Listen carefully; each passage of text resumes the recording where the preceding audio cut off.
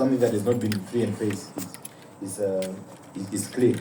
So maybe to be more clear, what is it that has happened? So the leadership of the AR movement firstly made that determination. It's a scientific process that we are following.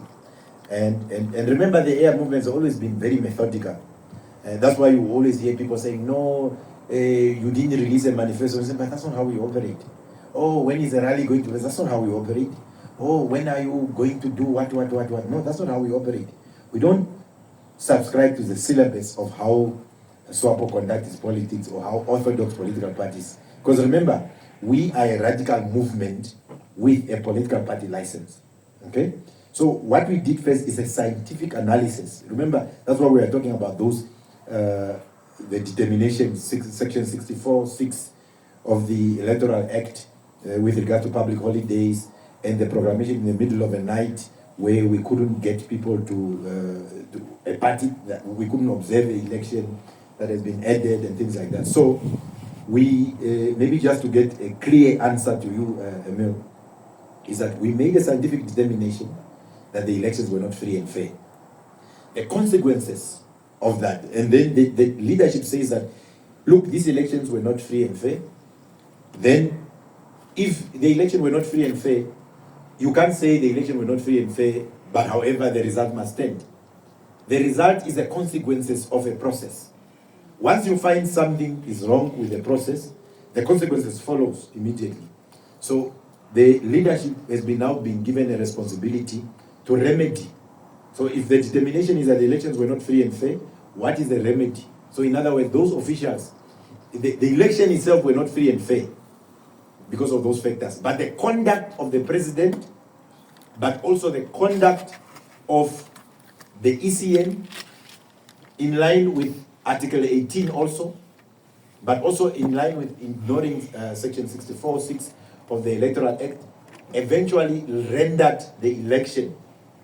You see, we are bringing in that aspect. That's why other people are not talking about. We are bringing the aspect of Article 18 and the consequences of that conduct. Because once that conduct is found, immediately it falls like the back of dominoes. So the leadership has to, the only immediate remedy that we have available, the leadership resolved that we must seek remedy. And the remedy that we seek is also the legal recourse that we have, but also many other remedies that we must also be able to resolve. The result is the consequences of that.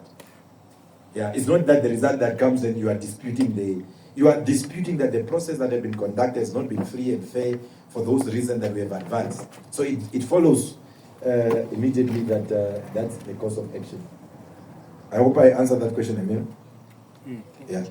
The second question with regards whether we are joined, I think we do a scientific analysis. We are a serious organization. We don't just get an SMS to say we are meeting at KFC at 5 o'clock. Are you joining or you're not joining? That's a very simplistic way of determining. We take ourselves very seriously. And anything that we do is not because we are being invited. We can disagree with you. Ne? And when we disagree with you, it's because we have taken a decision. We can agree with you, but even in that agreement, it's because we have taken an analysis, we have analyzed our objective and subjective condition and determination in order for us to go there. So we don't, because there's no way we will come around. Can I have water? So there's no way we will just go to a meeting, and that meeting, that's where we make a determination. How do you run a household like that? When you meet with your neighbor, you can have friendly relations with your neighbor. We can have friendly relations with your business partner. But it is important for you to discuss and analyze and resolve before you go and meet outsiders. How do we then go already and meet other political parties without making a scientific and objective and subjective assessment of the election? So that's the first priority for us is to understand and take a position. It's not our priority to join other political party or to join other things. So What if Swapo tomorrow calls us? We want you to join us in what? In celebrating the birthday of ZANU PF. Are we just going to join? We don't work like that. So we take ourselves seriously. We don't believe in unity for the sake of, because remember we said we don't call ourselves opposition. We are not opposition. Opposition to what? We are just participating now. Yeah. So once the results are determined, we will then see once we are in those places. It doesn't occur naturally that we are opposition. Maybe those people who are already in governance structures, they are already in some certain places where we are. In the city of Windhoek, for instance, we are not in opposition because there's no ruling party that is a ruling majority. So we don't have an experience of being in opposition. It will probably be our first experience depending on what happens on the outcome of these elections. So it was necessary for us. That's not how we operate. And we are pleased inviting the media and journalists to also be sophisticated. Yeah?